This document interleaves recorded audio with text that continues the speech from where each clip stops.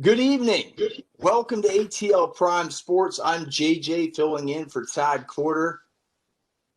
Follow us on all social media accounts at ATL Prime Sports. It's Twitter, YouTube, and Instagram. Please like our videos, subscribe to our YouTube channel, give us a reaction on all accounts, Twitter and Instagram as well. Again, at ATL Prime Sports. Again, I'm JJ. We have Wayne and myself going solo tonight, just you and me. All right. TC's got some family emergencies. We give him prayers and thoughts as he's dealing with his family tonight. And we can follow each and one of us at JJ Get You One. That's myself, at RWY Jr. for Wayne over there. And, of course, at Corder Todd. Those are our personal accounts. Wayne, how you doing tonight, man? I'm doing better. The weather has turned around and we're not frozen in anymore, and the water has been restored to full capacity around here. Well, that is good news, and doing well over here, starting to dry up, warm up. Everybody on Sunday, it seemed like, was wearing red for Tiger. Several PGA players paid their tributes to Tiger Woods last Sunday at the WGC Workday Championship. They supported them by sporting their own red shirts on Sunday. Really cool to see all the red out there. Rory did it. Did it. Pretty cool tribute to Tiger Woods as he recovers from the single car accident that we mentioned last week. And then, of course, Wayne, J.J. Watt. He's an Arizona Cardinal. Yep. 2-year, $31 million contract signed Monday. So unbelievable news there. That's two Texans that are now Cardinals. J.J. reunites with his former teammate DeAndre Hopkins out there. $23 million guaranteed on that deal.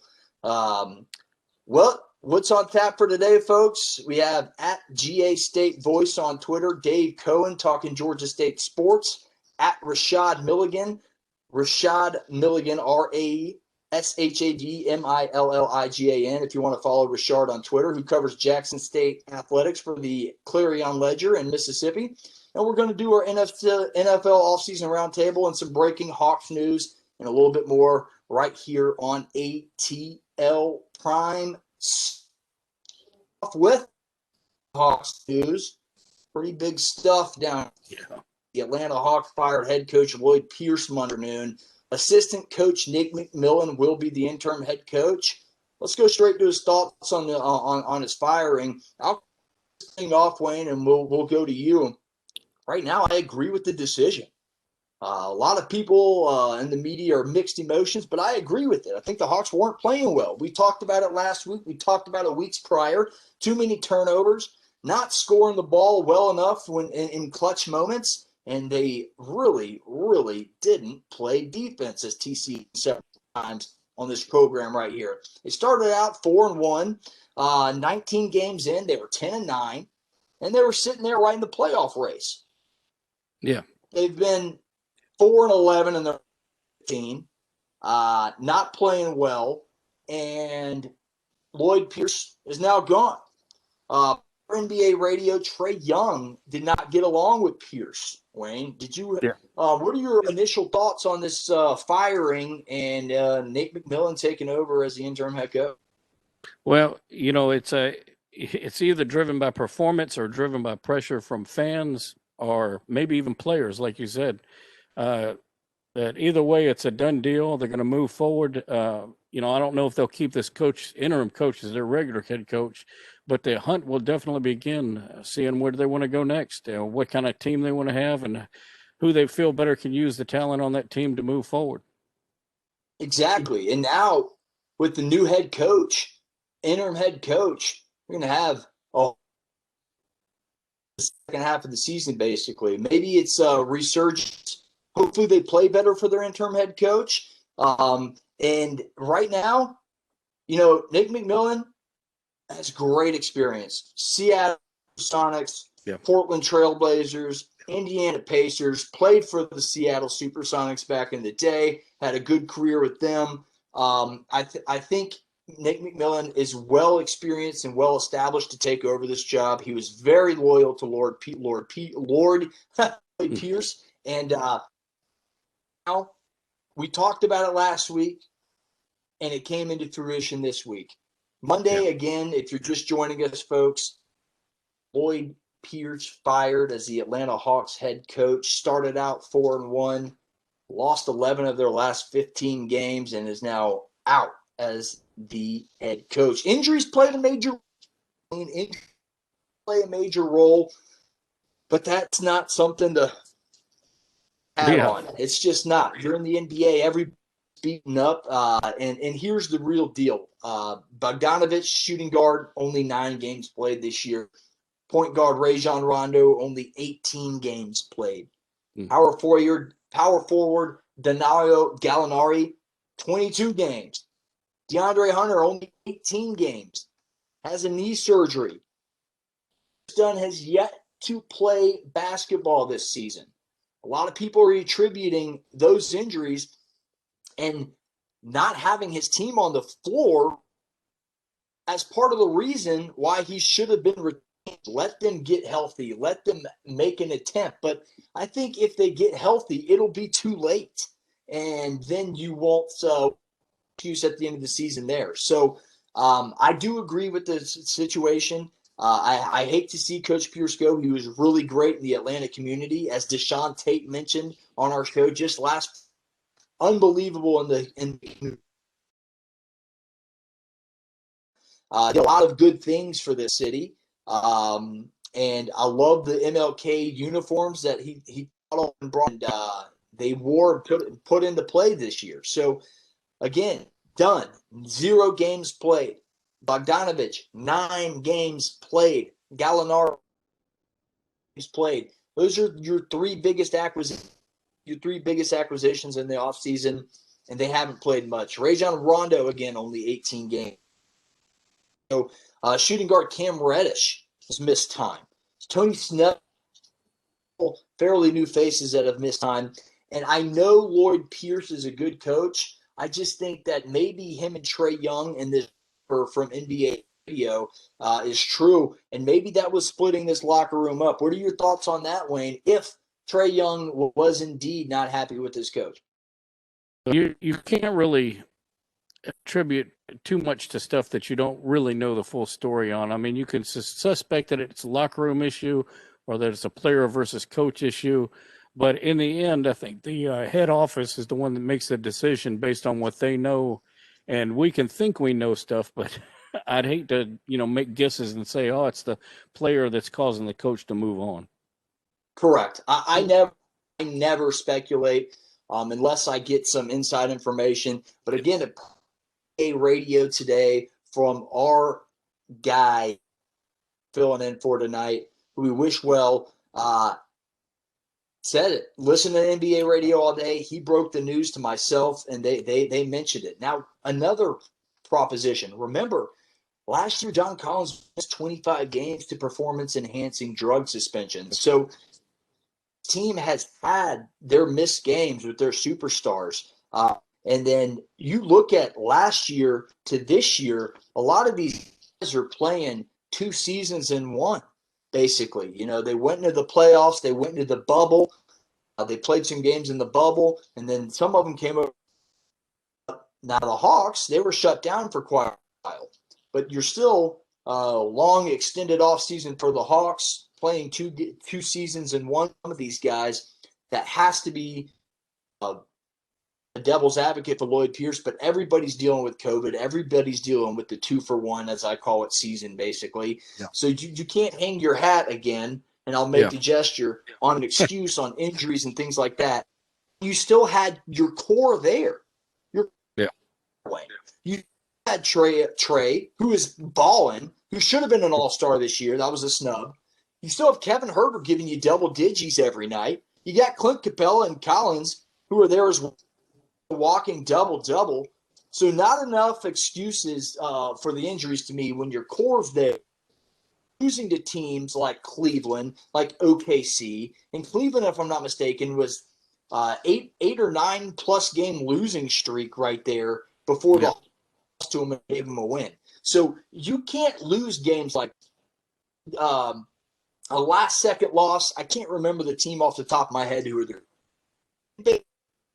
Trae Young steps out of bounds turnovers we talked about earlier, takes a bad shot all within the last minute and a half of the game, and they lose by a possession. And I do believe that was the Cleveland game.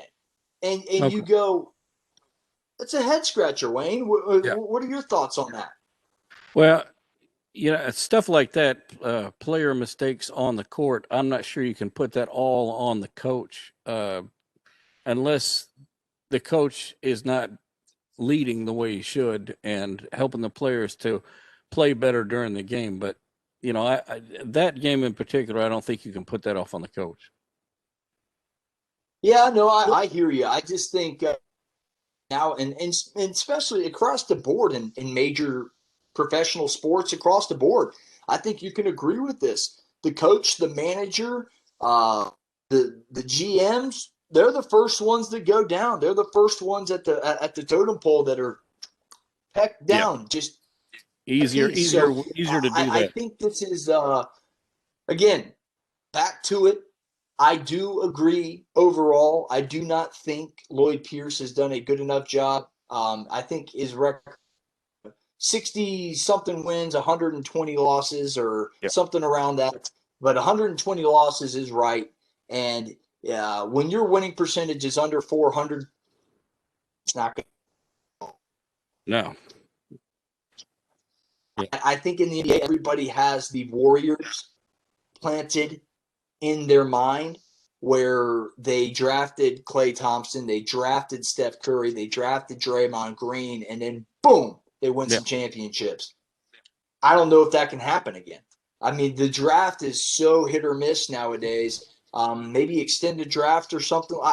That's a question, a topic for a different day. But I just don't know if the Hawks have that much talent to do what they want to do. In fact, that's Travis Schlenk, former Warriors guy. I don't know if he'll be able to do that with Trae Young. I don't think you can reciprocate that type of scoring and that type of offense ever again. I don't think we'll ever see 73-9 ever again. I don't think we'll see a team that probably has 3 Hall of Famers drafted by the same organization on the same team. So here we go. And Trae Young's got great ability, and in comes interim coach Nick McMillan. What he do to maybe bring the locker room together if it is separated? What's going to go down here? My final thought is, look, Lloyd Pierce, you did a great job. You did everything you could. You brought in Trae Young. You drafted Cam Reddish. They made strides, maybe not good enough in some people's eyes. The defense to step up, and you lost your job here. When your team started out good, your last 15, you can't lose 11 of them. Yeah. Well, any final thoughts on the Hawks firing of Lloyd Pierce? Well, not necessarily just on the Hawks, but on the NBA in general. What is the status on the NBA not requiring players to be eligible for the draft having gone to college, like they can go straight out of high school? I don't know the exact. I know exactly what you're talking about. I have not done enough research to give a validation on that, which is I know a bad answer, but I don't know. I think college I'll comment like this. College basketball as we know it may be changing very drastically in the near future. You may see some of these leagues, these developmental leagues like the G League, get these one-and-done guys instead of the one-and-dones going NCAA. Right. And that's kind of how I answer. I think that's what you may see. Yeah, I think pulling kids straight from high school into the NBA kind of long-term does not work out for the NBA because you get guys that don't necessarily have the experience at that high of a level, and it affects them, even though they may be great athletes. Correct. And folks, we are on YouTube. Search us at ATL Sports. Subscribe to it, please, and thank you if you do. That's what we're doing here. We want to do this for you fans. So again, at ATL Prime Sports, it's Twitter, Instagram, and YouTube. Stay tuned, folks. Follow Yeah. me at JJ Get You One, our fabulous producer, Wayne at RWY Jr., and of course our wonderful host Todd Corder, who's not with us tonight, at Corder Todd, and again at ATL Prime Sports. We're waiting for the voice of the Georgia State Panthers, Dave Cohen, to come on and join us and talk about this winning streak the Panthers are having in men's basketball. Yeah. Talk about a big baseball weekend and a long road trip that the men's baseball Panthers are having, and some other GSU athletics. We'll talk about that momentarily. But let's transfer back to the NBA and give our final thoughts on the Atlanta Hawks. Again, right now, as the Hawks sit, they are 14-20. They are on the outside of the playoffs, looking in, and it's just a matter of time before the Hawks have to either figure out what they're going to do with Trae Young and this young core, or try and rebuild. And that's kind of where you are with this Pierce following. Cohen, the voice of the Georgia State Panthers, as he's joining us right now. Again, you can follow Dave on Twitter at GA State Voice. Dave, welcome back to ATL Prime Sports. How you doing this evening? Pretty good. How you guys doing? Doing good. Yeah, Dave, I wanted to check in with you. You know, y'all got a 6-game winning streak going on here. Do you think that momentum can carry through to the tournament, the conference tournament? No question. We get a bye in the first round, so we don't have to play a Friday game. We get the winner of Arkansas State, Georgia Southern on Saturday night at 6:30 Eastern time. So yeah, definitely. If these guys keep playing and shooting and defending the way they have down the stretch here, these final 6 games, sure, there's no reason, no reason that they could not carry that all the way into an NCAA tournament berth. But as I've cautioned someone earlier today, they have seen every team in the Sun Belt East, but they have not played a team in the Sun Belt West. Texas State won the Sun Belt Western half of the division. Louisiana Lafayette, the Raging Cajuns, have had a pretty good season as well. So it's not going to be a cakewalk, not that it ever is, but it's certainly going to be interesting.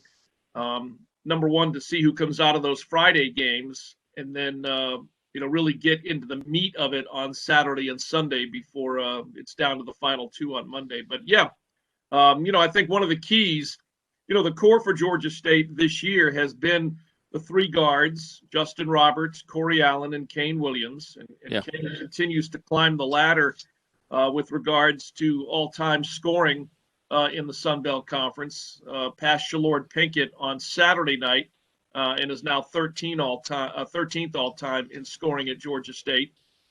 And then up front, Eliel Saseme has been averaging a double-double for the most part, 12 points, 10 rebounds per ball game. But the X factor has been the play down the stretch of Jalen Thomas, who was awarded Sun Belt Conference Player of the Week honors last week. He had 3 consecutive games where he scored a career high, 15 points, 16 points, and then 22 points.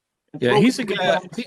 He's a guy out out of the rebounds and the block shots, and he adds a 5th option, whereas before it was primarily 4. Yeah, is he the guy that's out of Detroit, isn't he? Yeah, big 6'10" sophomore center. Soft touch around the basket. Again, nice rebounder. He's been rebounding the ball really well. He's been blocking shots, which is nice. But he and Eliel Saseme, the old term, the Twin Towers. Yeah. We're not talking about 2 7-footers here, but we are talking about 2 post players who play differently. Eliel is more of an energy bunny in the lane, offensive rebounder, guy who always in the mix in the paint. And Jalen, again, a little bit different. He's in the paint, but again, kind of a softer touch. He produces in a different way, in a different manner. But they play well together. And, as we were saying on the radio on Saturday night, just imagine what it will be like when Joe Jones is in the mix next year. He's redshirting this year with a foot injury, and that's another 6'9" kid. So now you've got those 3, not that they're going to play together, but when you're subbing out between those 3, Georgia State will always have a quality big man on the floor. Yeah. So it'll be interesting. And going into tournament time, obviously this year and beyond, having that that extra guy, just extra minutes off the bench. Dave, welcome back. ATL Prime Sports here. We have voice of the Georgia State Panthers, Dave Cohen on. Dave, I'm going to keep it in basketball. Let's get right to it. The Ivy League's not playing basketball this year. Does that open up 2 teams for the Sun Belt to get into the dance this year? Too early to say. Too early to say. With us, I mean, you know how it gets. Listen, down the stretch, the Power Fives are always looking around to get more teams in the tournament. And, the difference with Georgia State this year is that although we've had a pretty good season, we had 9 games canceled. Our best win is Georgia Tech in 4 overtimes, but we didn't get to play Michigan and we didn't get to play Kentucky. So our one quality win is Georgia Tech. And when it comes down to trying to get a team above and beyond your conference tournament winner, you better have some quality wins. Yeah. And I'm just not sure if there's a team in the Sun Belt that's going to have enough of a quality win total in order to be considered for an at-large bid. And that's just because of the way the Power Fives are going to push to get as many teams in as possible.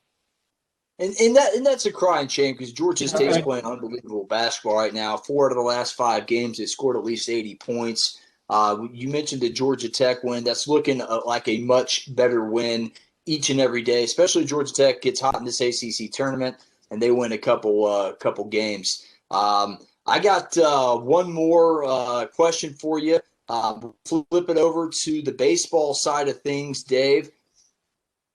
We mentioned it last time, big wins against West Virginia. Now you have a big win against Vandy. The team is under 500, but those 3 wins are against top 15 teams. Comment about the continued road trip for the Panthers playing in 3 SEC schools for the baseball Panthers. Yeah, and it's a 13-game road trip that is going to take them through, as we've talked about before, the SEC and a couple of ACC opponents. The game that was scheduled for Tuesday at Georgia Tech has now been pushed back to Wednesday, so we'll be over there for that, weather permitting. But again, it includes another trip to Georgia, Clemson, Kentucky. I'm trying to remember who else is in there. Florida. There's a one-off game down in Florida. And so Georgia State is really going to, they talk about the cliche, we're really going to find out a lot about ourselves and how good we are by the time we get through this 13-game road trip. They started out at Vanderbilt. Great. I mean, that was a 4-2 win.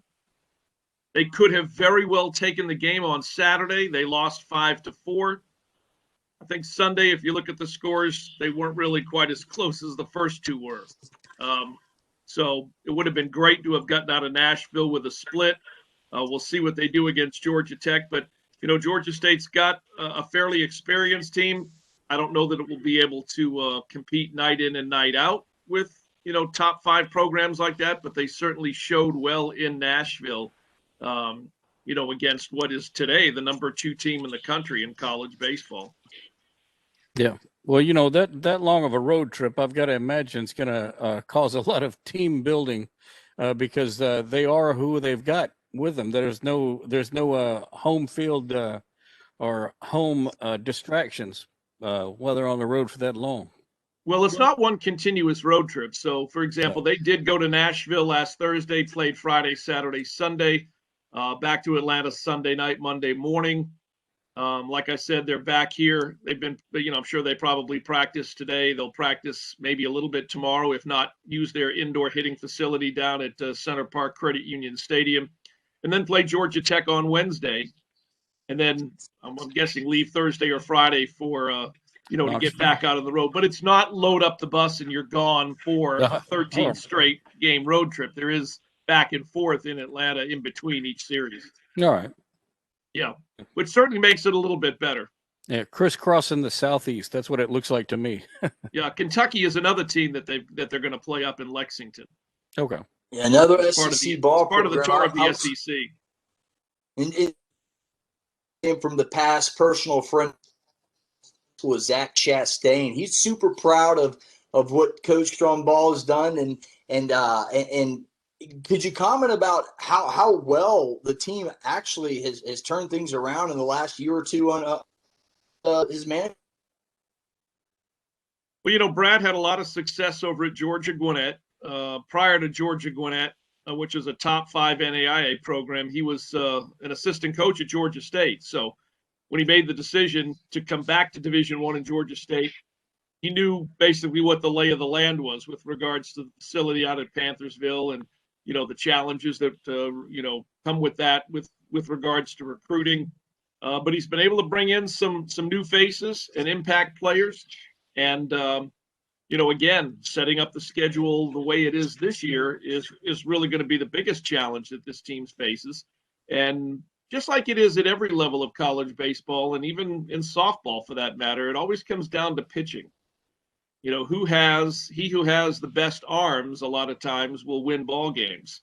Most teams can hit, most teams can play decent enough defense. I'm talking teams that are super competitive, teams that are looking to win championships and conference titles. So, he's only been here. Last year, we only were able to play 16 games before COVID shut the college baseball season down, and they were 9-7. So this year, again, as you mentioned, a sub 500 record right now, and I'm sure they feel like they could have split with Vanderbilt. But I think if you went into that Georgia State baseball clubhouse, they would feel fairly good about where they are to this point in the season, considering the challenging schedule that they're playing.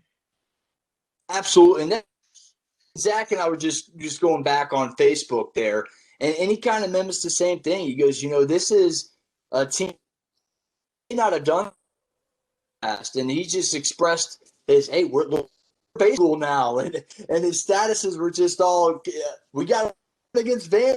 You can see the excitement that he has as an alum, and it's really cool for Georgia State around and pulling off some good wins.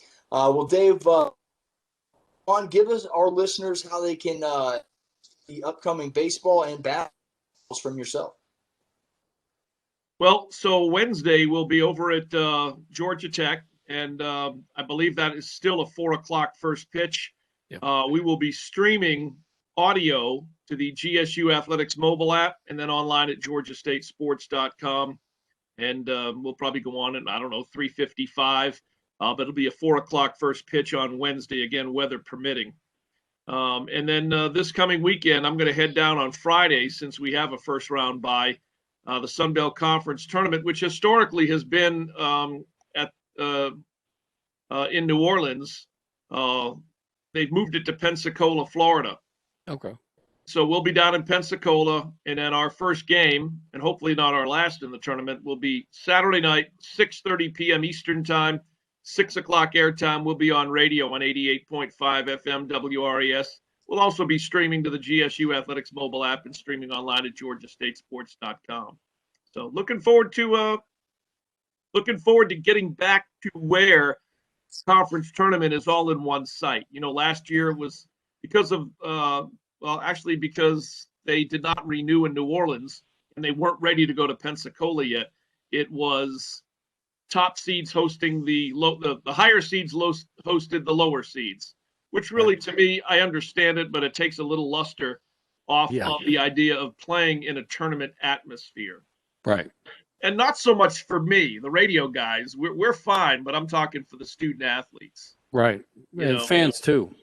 For the fans as well, yeah. And I'm sure there'll be a limited number, whatever that limited number is, fans that will be available to be in the building down in Pensacola. So, yeah, looking forward to it. And hopefully Georgia State takes this 6-game winning streak in there and carries that momentum for 3 straight days. And might be the next time, if we're in the championship game, it would be next Monday at 7:00. So I don't know if I'll be on the show with you.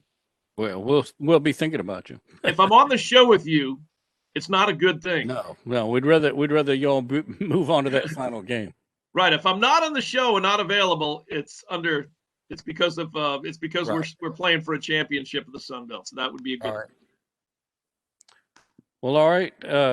We appreciate you coming on the show here. JJ, you got any last comments? We're going to cut Dave loose and move on to the rest of the show. I think JJ's hung up there a little bit. All right. Well, we'll either talk to you next Monday or we won't. All right, right. If you don't, then hooray! Yeah, in exactly. A good way. Exactly. All right, man. All right, y'all take it easy. All right. All right, bye. Here we are. We're back. That was Dave Cohen, voice of the Georgia State Panthers. You can follow him on Twitter at GA State Voice. Dave Cohen, thanks for coming on. We appreciate it as always. Well, Wayne, let's keep this show rolling on the road here. We're about to head into our NFL roundtable discussion. Yeah. All the rumors, all the trades, all the commotion in the NFL this offseason so far. Let's go ahead and talk about it. All right. It's been filled with big rumors. Let's talk about some teams who've already made some trades. We'll talk about Stafford and Carson Wentz and Jared Goff. And then we'll go into some of the rumors that are most prominent right now, like Russell Wilson, Deshaun Watson's latest, and things like that. So, again, we want to thank Dave.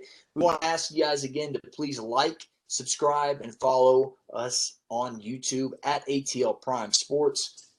Give us a like, give us a follow, give us a listen, folks. We appreciate it. It's our NFL Roundtable. I'm JJ Jurjevich filling in for Todd Corder. We have our fabulous producer, Wayne, out in Memphis, Tennessee, doing a wonderful job this evening. All right. And sorry for the technical difficulties earlier, but let's start off with these trades. Matt Stafford traded from the Lions to the Rams. Rams received just Stafford in the deal, and that's just fine. Yeah. To head coach and Marist High School alum Sean McVay.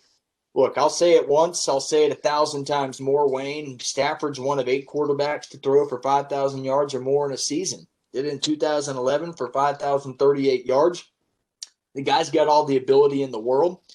He's won clutch games on his back in an organization without a 1,000-yard rusher, I believe, in his whole career, if I'm not mistaken. And now he's in a perennial playoff contender. They were just in the playoffs last year, upset danger Russell Wilson in the first round of the playoffs this year, and put up a good shot against the Packers in the playoffs. So here we are talking about Matt Stafford and the Rams. Boy, I like this move. I think Matt Stafford and the Rams are instant Super Bowl contenders. You give him a 1,000-yard rusher with Cam Akers, we'll see what happens. What do you think about that first one we'll talk about, and we'll get more into Carson Wentz and Jared Goff later. Well, this may touch a little bit on the Jared Goff as well, but as far as that trade and how it went down, do you think there was a particular winner or loser in that trade, or do you think it was a pretty fair trade that Stafford gets to go being a really high-quality quarterback to a high-quality team, whereas the Lions got quite a bit more per se than just a player? Well, I think it was dead even trade. I think the Lions got exactly what they want, is picks to rebuild. They also got a quarterback, which Brad Holmes, their new GM, is familiar with. He is the former Rams director of college scouting. So he has that familiarity with Jared Goff. So I think it was an equal trade. I said this once, I'll say it again. Equal trade. The Rams get their guy. They feel like Goff was good, but not good enough. Stafford can make the extra plays that Goff may not be able to. Downfield with his arm, not having to rely on the running game so much. Is that's what Goff was doing. He was a game manager, basically. Yeah. And we all know that. We hate that word, but that's really what Goff was. He has the ability to extend plays, but he just wasn't able to do it, and his injury. He had the injury to the thumb last year, which really set things back. But I do think Goff is a serviceable quarterback, and I think the Lions have honestly got to think about keeping Jared Goff for quite a while. Yeah. And we will move from Matt Stafford, and we'll stay on the same parallel and go Jared Goff. Look, the Lions, they got 2 first-round draft picks, a 2022 and a 2023, so nothing this year, and a 2021 third-round pick, so they will benefit them this year. And again, plus a serviceable quarterback in Jared Goff, who already has a relationship that I mentioned with Brad Holmes. The ability to throw for 4,600 plus yards. He's done it 2 times, and in 2018 and 2019. And look, Wayne, Goff's stats, very similar in most cases to Carson Wentz, right? Goff, 42 to Wentz's 35. More passing yards by right around 1,500 yards or so.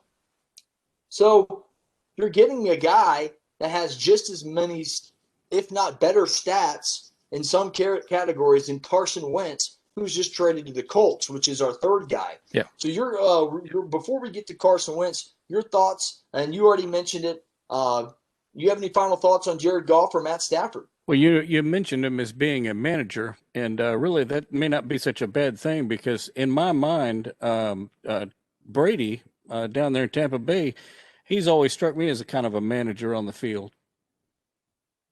Yeah, absolutely. But he's more of a coach on the field as well, and he manages the game very well, better than anybody else has. You are right about that, but Brady is the GOAT. He gets the job done. Unlike any other quarterback has. Now let's go to our final trade that we're going to talk about today. Carson Wentz to the Colts, traded to the Colts for two draft picks. And you know what? I think this is another trade where you get a win-win. The Eagles have a new coach. They parted ways with Super Bowl champion Doug Peterson. They parted ways with their Super Bowl champion quarterback for Carson Wentz and Nick Foles. And now they have another hot guy, Jalen Hurts from Oklahoma/Alabama, who came in and played pretty good football last year. So Carson Wentz, new team, same guy. You're getting a guy that's in 2017 was the front runner before he tore his ACL for the MVP. He's thrown for 113 touchdowns, 50 INTs in just his young career. Sometimes a change of scenery is all you need. You get this new coach, this new offense, these new weapons. If they can re-sign T.Y. Hilton, and you just look at the defense that was there. Justin Houston played a wonderful, wonderful year. Played wonderful last year. They made the playoffs with Phillip Rivers, who is on the back half of his career. And look, he retired. So Carson Wentz, younger, more mobile. The injury questions are, but what quarterback hasn't had an injury, it seems like, this year? Deshaun Watson, who we'll talk about later, has had 2 ACL injuries already. Can't risk another one. Wentz, he stays upright, this team will be pretty good. What do you think about all the Carson Wentz to the Colts, Wayne? Well, to me, the big thing he's going to face is a whole different set of teams that he's going to have to play against on a regular basis. Because he'll no longer be up there in the NFC East, playing teams like, New York, Dallas, Washington, and all that. He's got a whole different set of things to face now. Is Carson Wentz, very good quarterback, and who knows what the division he's playing in the AFC North there is going to be a lot easier, in my opinion. AFC South is going to be a lot easier than the NFC East. As I mentioned, the Jacksonville Jaguars, they're down. They're taking the number 1 overall pick. The Titans are pretty good. The Colts made the playoffs with Rivers last year. Wentz, will he have to play Deshaun Watson in the division? We don't know. We'll talk about that later. Is he going to play, or is he going to have to sit out games and be the Texans? Glad you made that point, Wayne. It is a new division. You aren't playing teams, as you mentioned, the Dallas Cowboys and the Chicago Bears, the Green Bay Packers, the Minnesota Vikings. You're not playing those teams twice a year. You're not playing Aaron Rodgers twice a year. And you may, again, I'll reiterate, you may not even have to play Deshaun Watson twice a year. I was mentioning as my mic muted. Folks, again, follow us on Twitter at ATL Prime Sports for Twitter, Instagram, and YouTube. Like and subscribe, and please follow us on all social media feeds. Our next guest coming up, we have Rashad Milligan, covers Jackson State Athletics for the Clarion Ledger in Mississippi. Let's go back and wrap up our roundtable NFL discussion with that Russell Wilson latest. Now, if you haven't heard, Russell Wilson didn't demand a trade. He did not demand a trade, but he basically went up to the front office and was saying, hey, here's the teams, if you guys want to trade me, I'd go to. And those teams are very interesting. Yeah.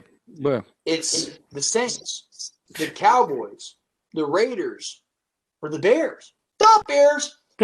Very interesting teams. I'd really love to see him in a Bears uniform. I think that's all the Bears are missing is a mobile quarterback that can make the big plays. Trubisky's that, but he doesn't make enough plays. I think the Bears, you substitute Russell Wilson in there, they're Super Bowl contenders, and pretty much all the way down the board, except for maybe the Cowboys.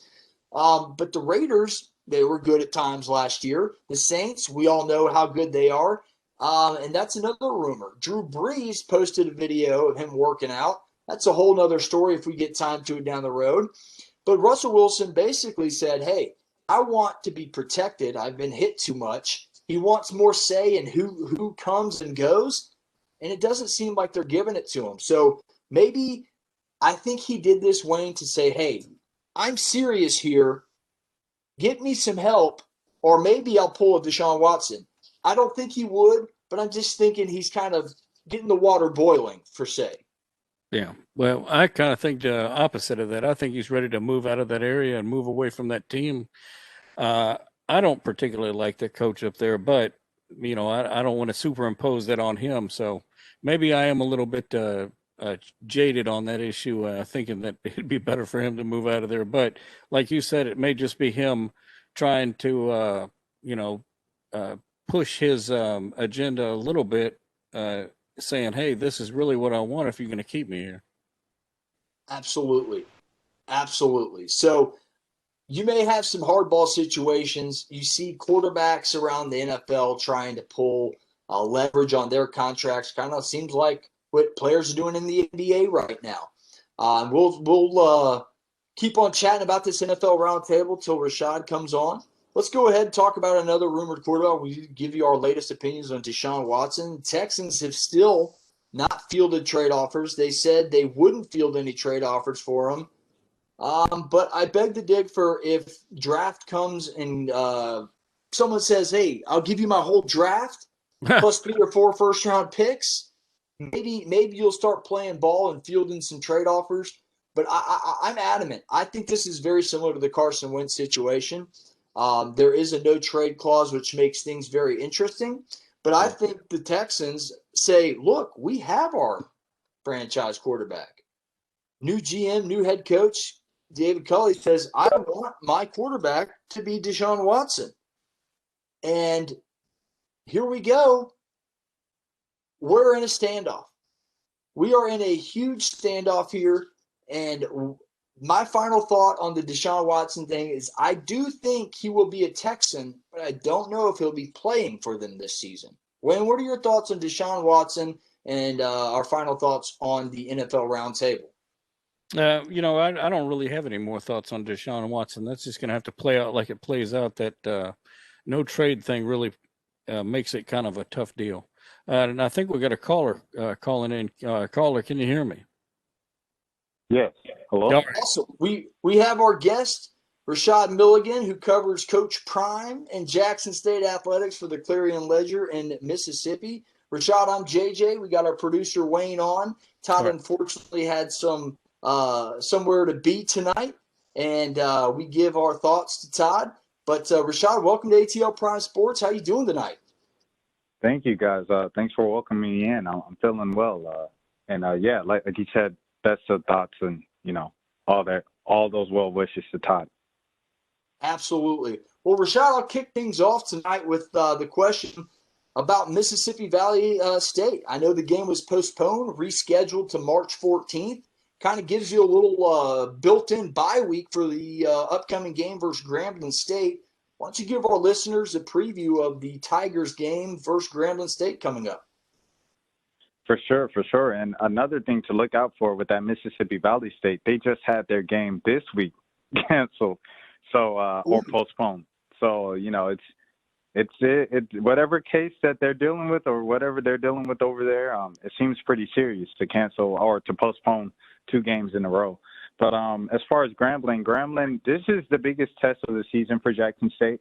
I know in my preseason predictions, I picked this as the game that they lose this spring because Grambling is one of the better teams in the SWAC. And then, this is just kind of being such a shock as a first test on the road. It's kind of a gut puncher, and they have a couple other tough games this spring, but I think this is the one that might, be the one to kind of sting them. But that's my pick just going into the week. So I think this is a very tough challenge. Like I said, Grambling's always there in the race for SWAC championship, although Alcorn were the 2-time defending champs. And it's going to be a good one. This is going to be a great gauge, kind of measuring stick of where, Deion Sanders' groups is. You're listening to ATL Prime Sports right here with Rashad Milligan. You can find Rashad on Twitter at Rashad Milligan. That's RashadMilligan. That's at Rashad Milligan. We'll stay with Jackson State football team. Let's go back to that debut win, 53-0 win for Coach Prime and the Tigers. What has he brought to the Tigers that other coaches prior have not? Because it seemed like they were just clicking on all cylinders. Right. And, you look at that 53-0 score. I know a lot of people will say, well, this is a really bad NAIA team they beat. They only win like 1 game every 2 years. Still, it's like, a lot of teams play down to their competition, right? A lot of teams don't do what they're supposed to do. You look at you guys talking in ATL right now. You saw it tonight. Lloyd Pierce, unfortunately, they didn't do what people were expecting them to do this season. They're like, Lloyd Pierce, best of luck to you. Great man, but we're going to have to move forward and get a new voice in here. So that's such a problem you see too often in sports. And those guys went out and did what they were supposed to do. So I think the thing about Deion is he's bringing in structure and discipline. Like he's harping on the minor details, something that you'll see as minuscule and not important. He thinks all of that stuff is important because it changes the culture, it changes the mindset. And that's where you really start to turn things around and win. A great example was, he gave the team new socks in the preseason. And when they all were given the new socks, he said 9 wrappers of those sock packets were left in the locker room. And he's like, those are 9 packets that someone's mother, someone's father is going to have to pick up because they didn't take that extra step to take it to the trash can and throw it away. Deion's mom, was a janitor. So at the end of the second scrimmage, he had those guys line up on the sideline, and they ran up and down the field 9 times. Mm. So, it's just things like that. Go ahead. And that's pride. That's pride. That's right there. He's bringing something. When I was a young kid and the now Coach Sanders was playing for the Falcons, I got to meet him as a young kid in a fishing trip, and he was just the most outgoing, loudest, best, sweet-talking guy. I got a picture. I was about 5 years old, and he's taking the fish off my hook. What a good guy. Loves to fish, shares life stories. So I love that you gave me that life story and what he brings to the table. And you're right. Every detail matters. He's coming down. He's getting the apparel down. He's bringing in 5-star recruits. I can't remember the guy, but he flipped from UGA locally here in Athens. He goes to Jackson State out of the surprise move. So Deion is going in, sitting down with these young athletes and saying, why not an HBCU? Why not Jackson State? And that to me is amazing. And that brings me to my next question is, what do you think the future for HBCU football is if Coach Prime stays there in the SWAC? What can be done? I mean, I think the sky's the limit. This guy is so enthusiastic. Yes, I think my hot take from it is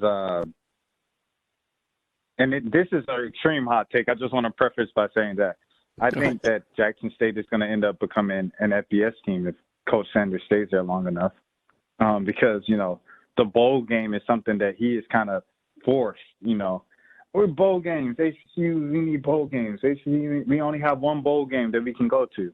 And other people are like, well, it's the FCS. You have the playoff. It's like, no, the SWAC doesn't participate in, the playoff system. They kind of just play their season, and that's that. The winner of that championship faces the winner of the MEAC championship, and they go to the Celebration Bowl down at Mercedes-Benz, or I believe it's at Georgia State Stadium now. But, yeah. And he's like, what about the teams who had winning records? They need to be.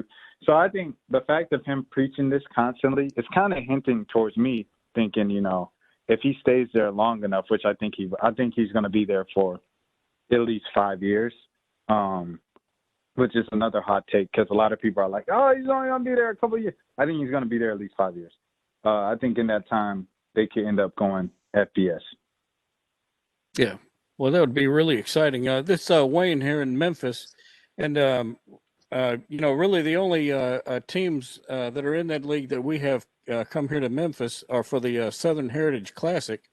And I got to tell you, one of the big draws for me is the marching bands because they have the show bands, which is something that I was very close to going to Alabama State and playing tuba there, but I ended up going to Memphis because it was Memphis State then, and I ended up going to Memphis State because that's where I was living at the time.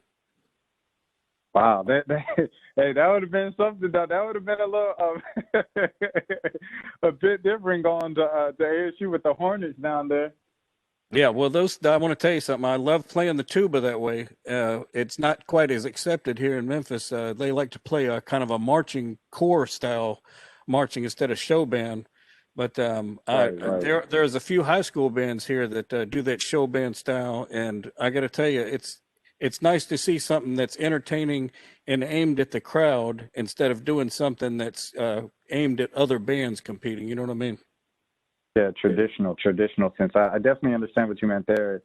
In high school, we dealt with that all the time because, like we had a corps style band, and, a lot of the students would be like, you need something to turn, you need to turn, man, when something happens, we need something exciting for the people. Exactly what you said. And I always think that's just an interesting, choice that bands, particularly in the South, because, in the South is so much about, entertainment and flash, and especially, because I'm from Atlanta. So to go from the Metro Atlanta area or, Metro Atlanta up in Marietta and, have where the home of hip hop, like where the capital of hip hop right now, and then to go, dun, dun, dun, dun, play classical, music and Michael Bublé renditions and stuff like that.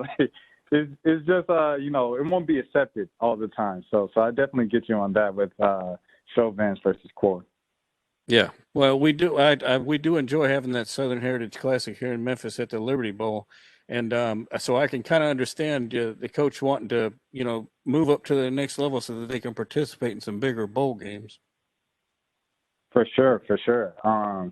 I think it's just a, thing of kind of Deion coming from, or a coach coming from the background of, the media personality he's been over the last few years, of always having like these, kind of opinions on like, why isn't this way? Why isn't this way? Of, because I remember a couple of years ago, he would just go on shows and he would be like, at Florida State, if we lost one game to like Miami or two games, like that would be it. We won't reward it with a bowl. He's like, nowadays with, kind of commercialism and stuff like that, there's so many bowl games out there that teams that don't deserve it, teams with 5 losses, teams with 6 losses are getting bowl invitations. And, it was just driving him nuts as, just as an outsider, as an outside fan of the game and, a father of college athletes and stuff like that. So I think, he's kind of just taking those opinions that he had from before into, his coaching career now.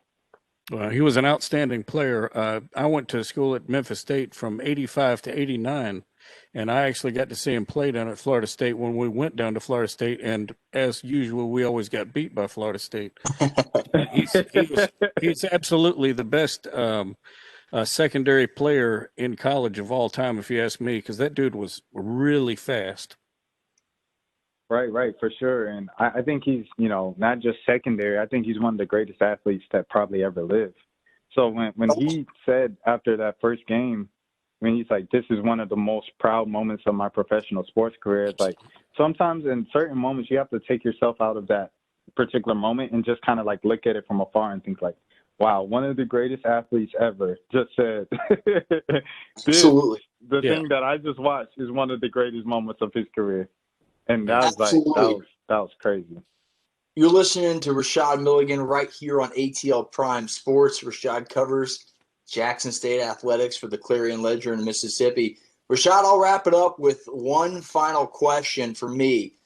Let's give us extracurricular activities that happened in Deion Sanders' coaching office during that week 1 rout against the NAIA school. What really happened? I've heard conflicting stories. Give me the real scoop. Right. So I've been asked this question a few times over the past week, as you all can imagine. So I'll try to be careful with it. I can imagine. So it goes like this. During the game, this is what I believe, from what I've heard and everything like that, from trusted people very close to the situation. During the game, someone goes in, I think, who that someone was, they don't, really know, whatever, went into his office and grabbed his stuff, right, and was taking his stuff out during the game. And his assistant caught it. This is coming from Deion now. His assistant caught the person taking the stuff, but since his assistant, is a woman, like, she wasn't going to go conflict the guy right there, then and there in the act, because, Lord knows what was going to happen. So Correct. What happened was, dude took it off. Dude took the stuff and went away with it. All right, so Deion comes in. This is me kind of like piecing it together with just like the timeline and the stuff I saw there on the ground. So I'm assuming Deion comes in after the win and, like he tells us at the press conference, he's unwinding, and changing into his fresh clothes after having the Gatorade shower, after the Gatorade bath on the field. And he's unwinding from the first win before he goes out and speaks to the media. So he does that, and he looks around and he notices his phone isn't there. And then all of his stuff isn't there. So he's like, wow, like my stuff isn't here. So I don't know what happened after that, but I know when he got into the media room, this is what we heard. He walks in and he goes, this is about to be the best press conference I've ever been a part of. So I heard that, and I'm like, oh, he's about to say something funny. or he's about to go on a rant about something that he didn't like in the game, despite the fact that the score is 53-0. Coach stuff, Coaches can pick over anything.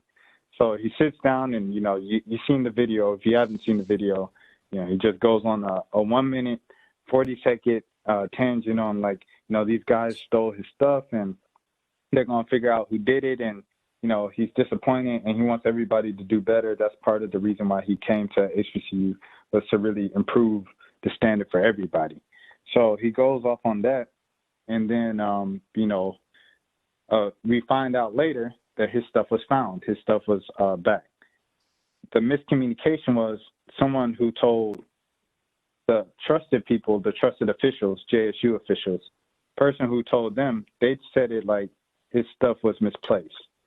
So they tell the JSU officials that, JSU officials tell the media members that, and we reported Deion Sanders' stuff was found. It was apparently misplaced. So then a few minutes later, I guess Deion's camp didn't know that came from JSU officials. They just thought that people were reporting it incorrectly, and they called up, that's not what happened. His stuff was actually stolen. Okay, actually his stuff was stolen. So, and they're like, okay, that's when the school was like, we're pulling out. We're no longer commenting on this. The AD, at the end of the night, he put out a statement in support, of Deion and stuff like that. But, we reported that second report, and that's where everybody was pretty much confused. But from the jump, someone stole it. The assistant saw the thief steal it in the act, and they ended up getting it back by the end of the night. That's what happened. Well, thanks for clarifying. I know I've heard a bunch. I wanted to ask you. I know you've probably been, like you said, you've been asked a time or two. Well, Rashad, I really appreciate you coming on. Wayne, any final thoughts for our guest, Rashad, tonight? I just want to thank you for being on the show. I appreciate all the inside information on that situation with Sanders. And we look forward to seeing you here in Memphis in September. Oh, for sure, for sure. I love Memphis, man. I'm looking forward to it. And you guys take care of my guy, Dancy Swanson, for the ones in Atlanta over there. Hey, we will. And for our listeners, Rashad, tell us how they can find you and read your articles at the Clarion Ledger. Yes. So you can literally just go on clarionledger.com, and most of that stuff is, Jackson State stuff in the sports section. A lot of it is now. You can follow us on Facebook at Clarion Ledger, Twitter at Clarion Ledger, at CL Sports if you want more specific. Just posting all of our stories, cranking it out multiple times a day. My personal Twitter, if you're looking for more of the game day kind of insight stuff, it's just my name, as mentioned before, Rashad Milligan. For the Atlanta people, like I said, I'm from there, from Marietta, from Atlanta, so split household and stuff like that. Went to high school at Dancy Swanson. If you want to support a hometown kid, go ahead and give me a holler. All right. Well, that's what we like to hear, Rashad. Thanks for coming on tonight. We'll definitely have to have you back on. You have a great week, and we'll talk at you soon. Thank you so much. Sounds good. Rashad Milligan from the Clarion Ledger. Thank you very, very much. And we'll go back in closing out our NFL roundtable. I think we were commenting on the Deshaun Watson rumors. Basically, you kind of final thought, let it play out. Kind of my final thought, let's let it play out, see what really happens. Drew Brees threw a wrench into things. I mentioned it right before we had Rashad on. Posted a workout video. Unbelievable, like 50-second run with like 45-pound weights, pressing. Looked like he may want to come back. Said he would agree to a reduced salary to the league veterans minimum of $1.1 million next year if he did come back. So that makes things very interesting with Drew Brees. So keep an eye there. And that's basically my final thought. Dak Prescott, too, keep an eye on that. He could play under another franchise tag, or is he going to get another long-term contract? Those are questions we can answer later on. Wayne, any final thoughts for the show tonight? That's basically it, man. Just one on Drew Brees. Before he makes a decision, I really think it would help him to go talk to Jim McMahon about when to retire and when to keep playing. Because I think Drew Brees, if he wants to continue workouts like that from here out, he needs to consider just retiring. Hey, it's a violent game, and it's an opinion that's well said. For Wayne in Memphis, I'm JJ filling in for Todd Corder in East Atlanta. See you guys Friday, 1 to 1:30 on blogtalkradio.com/Mancini Sports. From again, 1 to 1:30, please like, subscribe to our YouTube channel at ATL Prime Sports on Twitter and Instagram. Search us on YouTube. 30 days, folks, 30 days and less till opening day. Get the bats, get your arms ready, chop on, Braves fans. We'll have some fans in the stands opening day. And as always, get you one, ladies and gentlemen. We'll see you Friday. All right.